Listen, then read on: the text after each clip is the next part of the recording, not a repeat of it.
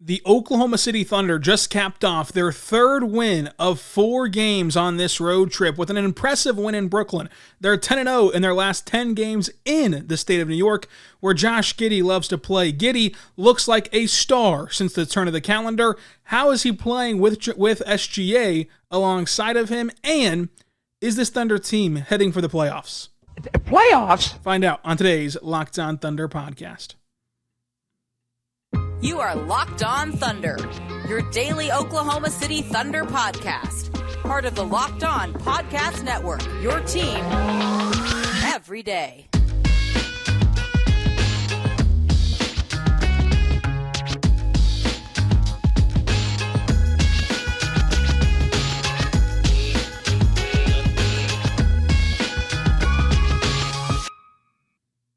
Let's get it going on the Locked On Thunder podcast, on the Locked On Podcast Network, your team every day. I'm your host, media member, and editor-in-chief over at thunderousintentions.com, Rylan Stiles. You can follow me on Twitter, at Rylan_Stiles. Follow the show on Twitter, at LOThunderPod. Email the show, lothunderpod@gmail.com.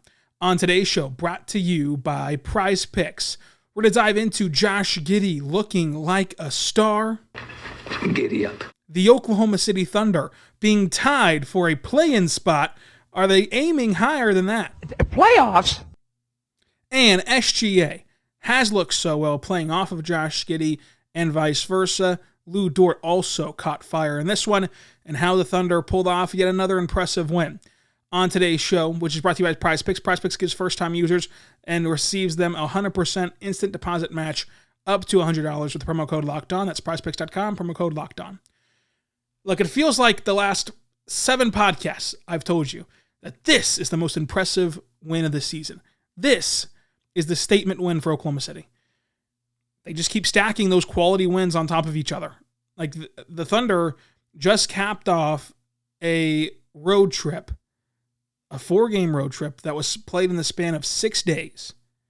And they had 2 off days, in their windshield, what are they called? Windshield mirror, I guess you could say. They had 2 off days in their purview, and they could have easily packed it in tonight. Okay, boys, successful road trip, got a massive sweep on the back-to-back. Let's get back to Oklahoma City. Let's enjoy these off days and then get regrouped for the Pacers.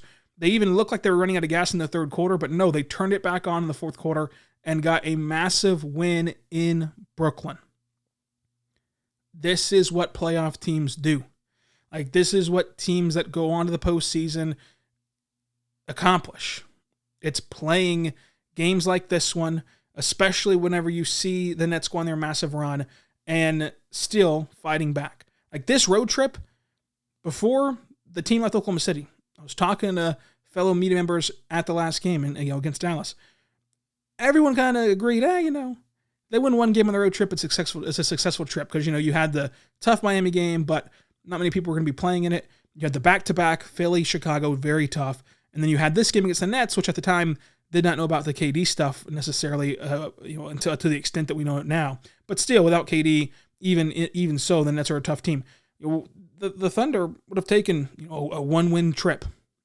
They got 3, and they're a point away from having all 4. Like, this is the most impressive stretch of Thunder basketball that these young players have played. And it's been led by Josh Giddey, who is currently playing like a star.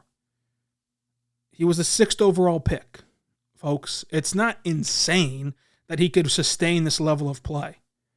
But he does need an I Love New York shirt. Before the team left New York, I hope that somebody bought that for him, because he nearly had his 3rd triple-double in the state of New York.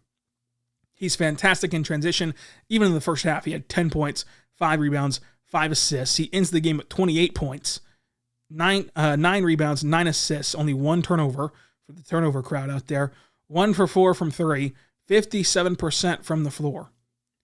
In 2023, Josh Giddey is averaging 19 points, 6 assists, 7 rebounds, and 50% from the floor, 39% from deep entering tonight. That, of course, will go up with this game against New York.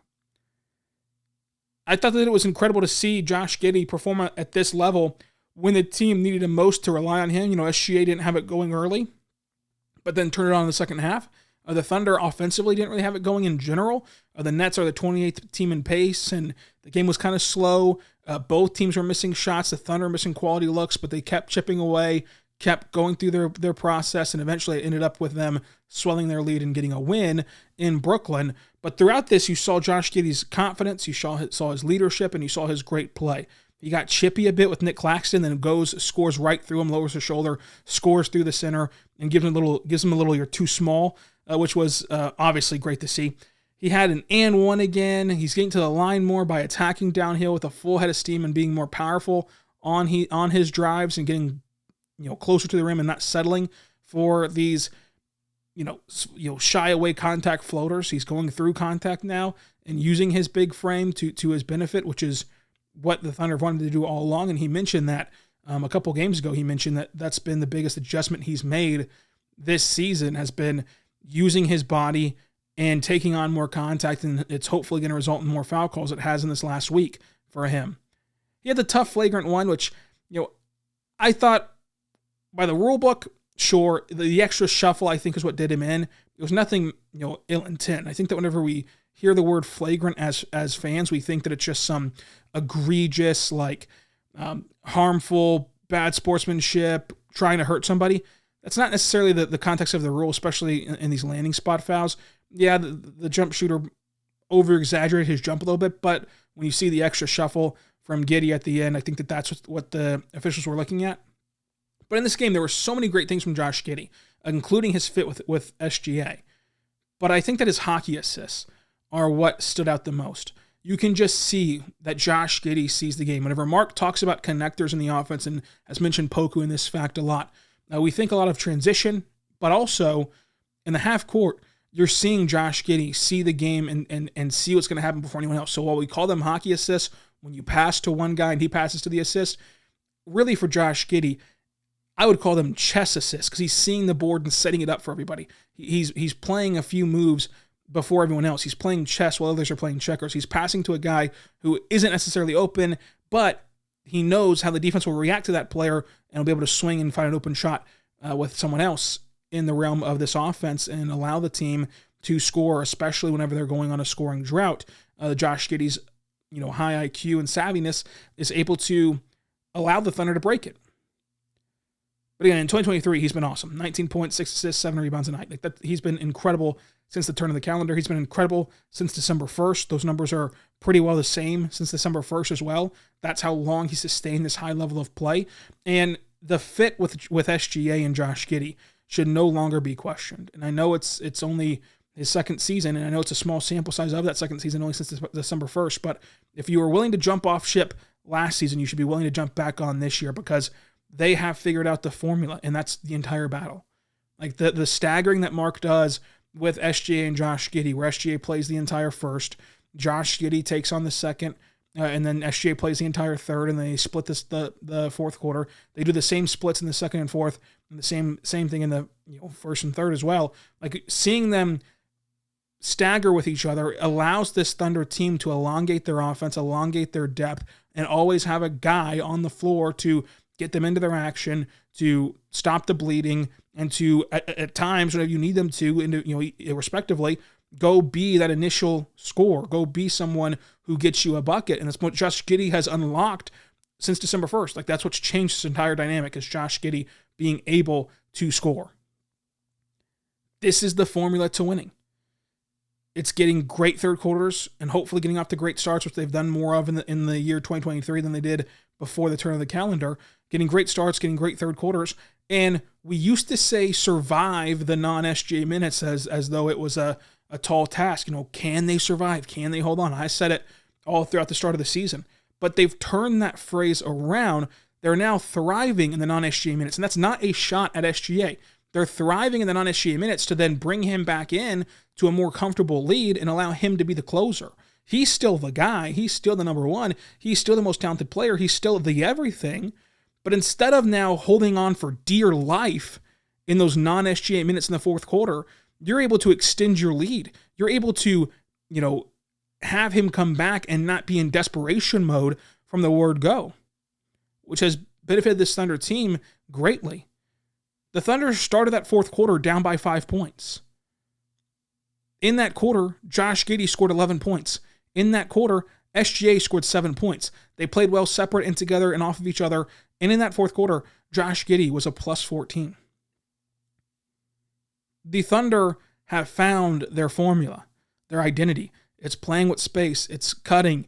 It's playing unselfish basketball with great ball movement.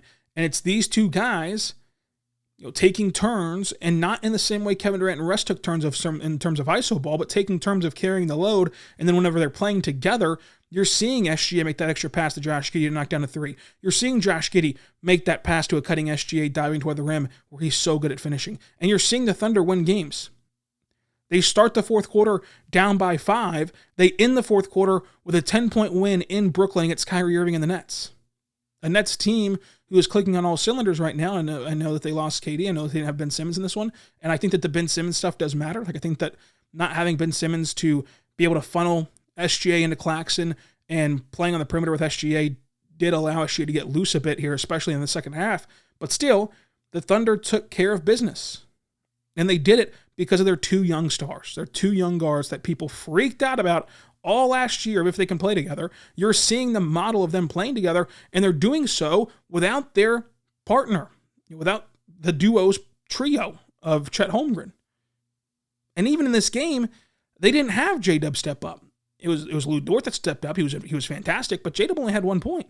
It was your two guards were the catalyst, 28 points for each of them.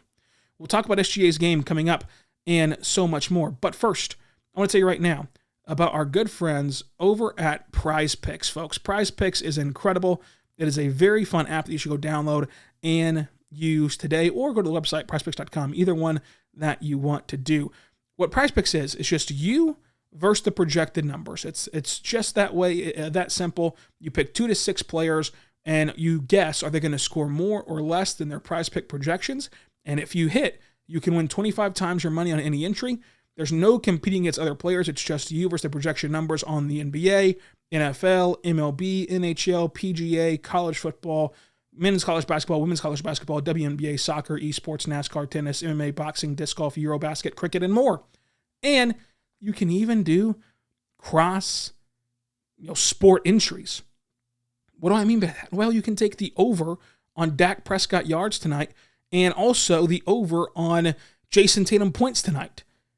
It's that easy to enter, and you can have some fun. Put a laptop on, put a TV on, get dual screens going, and watch both of the games, and see if you can hit on a cross-sport parlay, which I think is very fun at PrizePicks. Go there right now.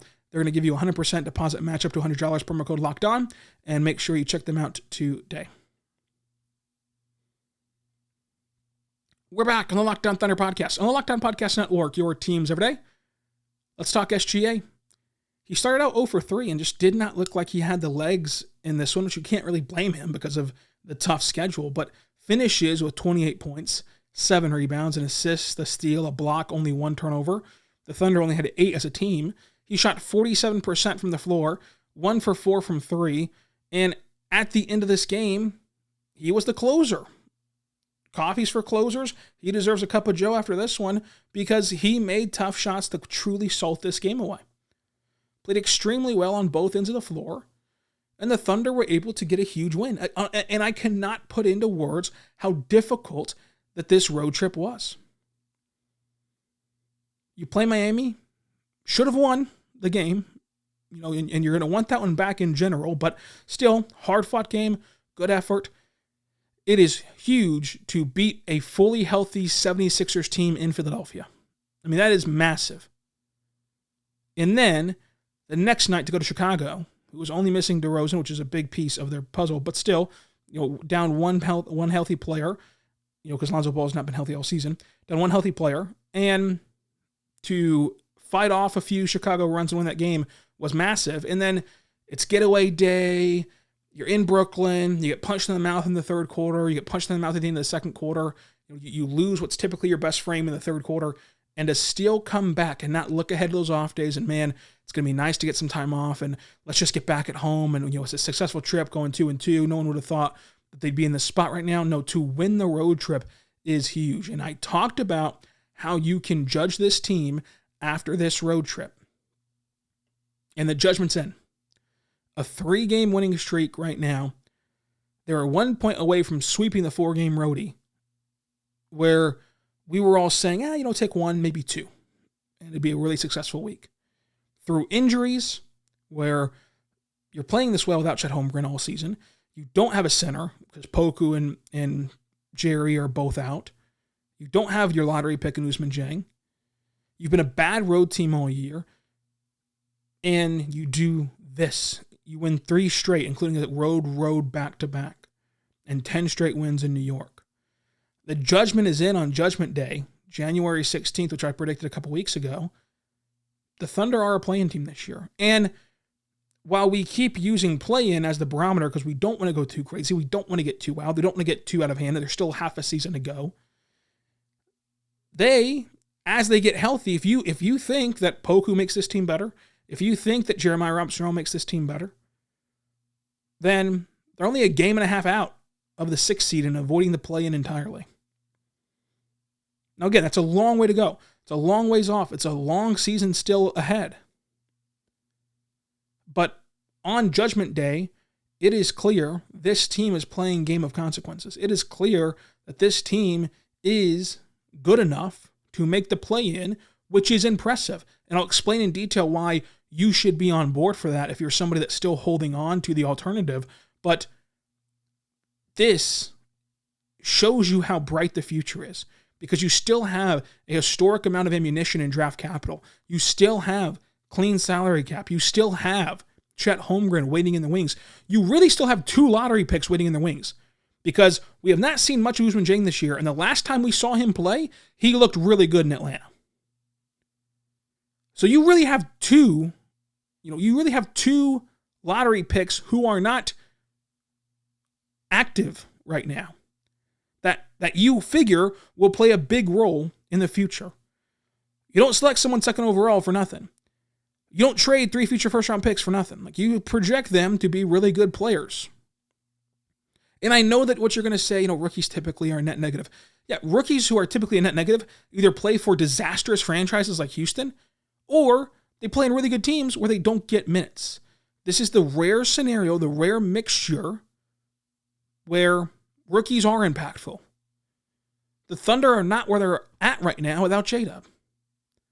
The Thunder would be even better right now with Chet Holmgren because what do they lack? What has been the root cause of the majority of their losses? Rim protection, rebounding, spacing. What does Chet Holmgren provide? Rim protection, rebounding, spacing. So I'm not sure how people can still say, while we're watching rookies impact this team heavily already, how they can still say, Chet Holmgren would not make a difference. He would make a dramatic difference. Because the Thunder would actually use the rookies and have a system that benefit them. Are we forgetting that the Thunder, who are closing in on the playoffs, while you're saying that rookies are usually a net negative, are the second youngest team in NBA history only because they can't be the youngest? Because last year's team was the youngest, and these guys have to, of course, age.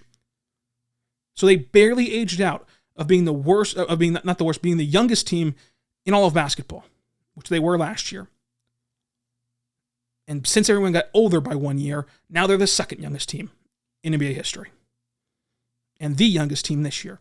And they're still tied for the play-in. They are still knocking on the door of the playoffs.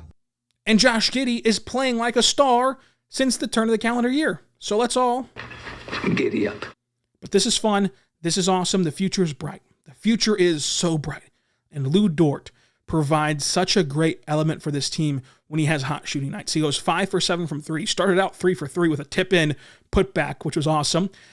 He even had an off-the-dribble 3 late in this game, which was huge to kind of elongate the lead and to help the Thunder get over the hump.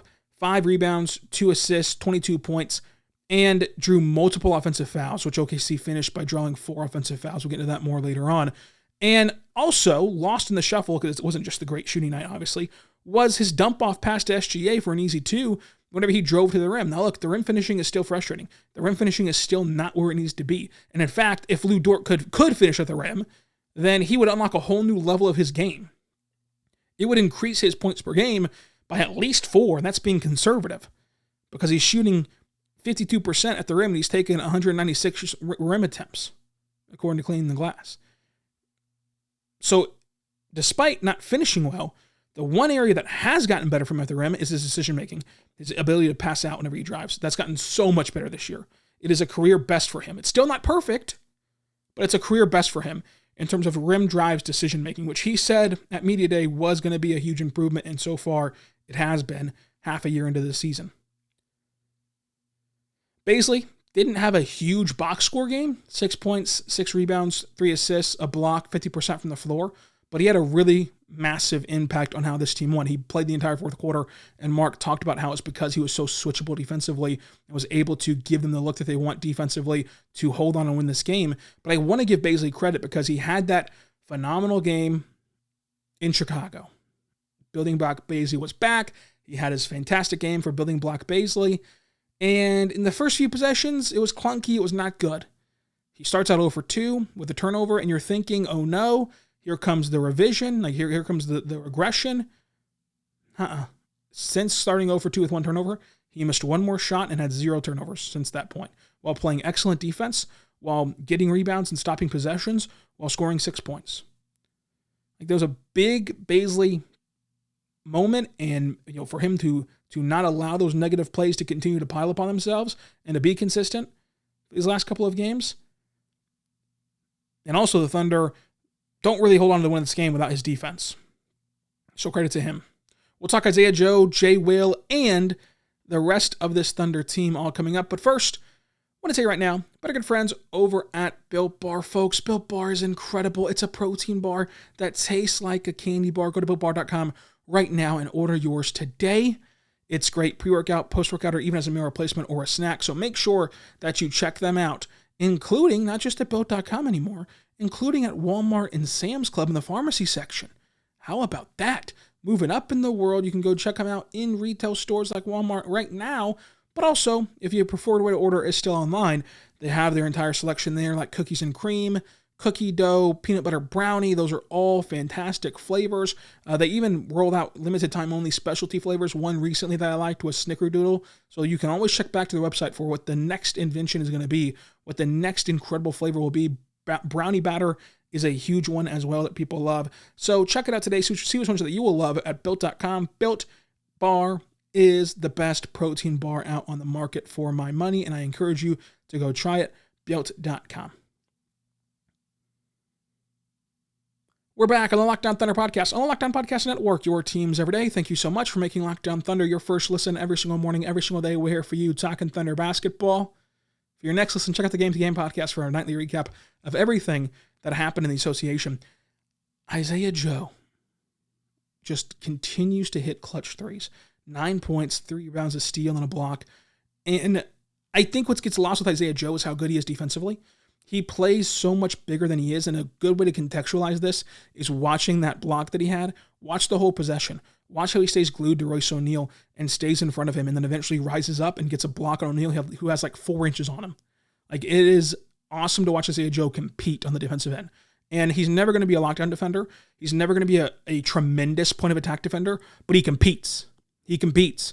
And he's scrappy on that end. His famous move is if you drive toward his side of the floor, he's going to swipe his hand in the cookie jar. He's going to creep down in there and creepily grab a steal. He finds ways to create an advantage for himself despite his size, and he plays bigger than he is, and he competes. And that's half the battle. Half the battle on defense is just effort.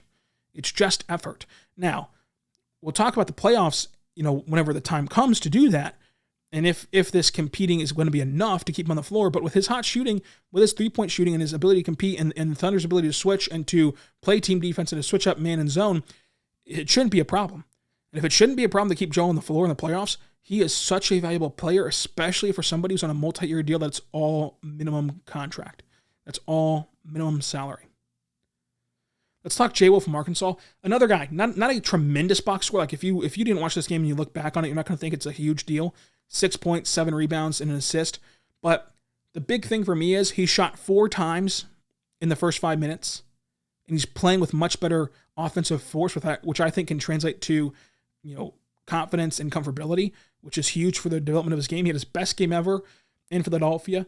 Didn't play in Chicago on the back-to-back. I think that had something to do with the ankle, but I wasn't there to ask Mark and confirm. I think that had something to do with the ankle and not wanting to kind of push him too much. And in this game, he plays great drop coverage in the pick and roll. One thing that stood out in the pick and roll, you can go back and find this possession where he gets screened, switched onto Kyrie, contests Kyrie incredibly well at the elbow. Then, after the contest, sprints down to the low block, boxes out, and is able to create a rebound for someone else on that possession to end the possession for OKC. Like, that's fantastic stuff from J. Will. I thought he played really, really well, despite the box score not really showing up that way. In the sense of like not popping off the screen at you. But all in all, this was a great Thunder win. Again, the Thunder are third in pace, the Nets are 28th, and the Nets did a great job in the first half, especially the first quarter, of slowing the game down and kind of having a stalemate a bit. But then, in the fourth quarter especially, the Thunder were able to go on a massive run and win the game by 10. The Nets caught fire in the second, and this is where even I questioned if the Thunder had the legs, had the energy, if they just simply ran out of gas, because to start the second, they were fantastic. The Thunder made a little bit of a run in the middle of the second quarter, but then it was an awful close to the third. Just awful. The Nets in the second quarter on the 13-3 run, and it looked like the Thunder had just ran out of gas, and you couldn't have blamed them if they did. And so in the second half, the Thunder head to the locker rooms down by 2. There had already been 13 lead changes, already been 6 times tied. And in the third quarter, Kyrie had a quick 6 points, and the Thunder missed a ton of good looks. And so whenever Kyrie goes for 6 points, the Thunder missed a ton of good looks. They get down by 10 points in the third. They chip away, make it a 5-point game entering the fourth quarter. No SGA to start the fourth quarter, but he returns to a nice lead. The Thunder draw 4 offensive fouls. The Thunder have 2 players in the top 10 in that category, Dort and Kenny. Kenny's 10th, Dort is 1st. And they lead the league in charge drawn per game as a team. The Thunder only lost the rebounding battle by 1, which I thought was a testament to them swarming to the ball, tapping out rebounds, and creating tie-ups for themselves. The Thunder were a +2 in the paint in points. The Thunder dominate fast break points 10-2. The Thunder were -4 in second chance points. OKC shot 44, 38, and 77. Brooklyn shot 43, 29, and 66. A 3-point barrage in the fourth allowed the Thunder to get this win. The bet of the day was +4.5 for OKC. That cashed in. The MVP of this game was Josh Giddey. He was simply the best player on the court tonight, which featured 2 All-Stars and 2 superstar players. So credit to Josh Giddey. He's been playing phenomenal, and the future is so bright in OKC. Let me know, do you think that OKC will make the playoffs? And how excited are you about Josh Giddey? Giddy up. Until tomorrow, be good and be good to one another.